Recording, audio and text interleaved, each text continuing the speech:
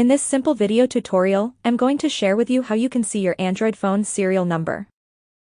Serial number on a phone holds significant importance for several reasons. Firstly, it serves as a unique identifier for the device, helping in inventory management, warranty tracking, and fraud prevention.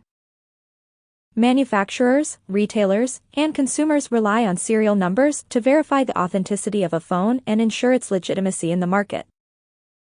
Additionally, the serial number assists in troubleshooting and customer support, allowing technicians to pinpoint specific devices and provide tailored assistance.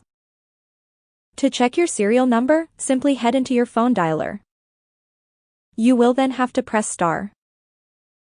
Harsh then 06 then press harsh. You will see your phone serial number right away. Your IMEI and serial number will get displayed on your screen successfully. That's how easy it is to check your Android phone's serial number. If you have any questions, just let me know in the comments section down below. Please don't forget to leave a like, share and subscribe for more video tutorials like this one.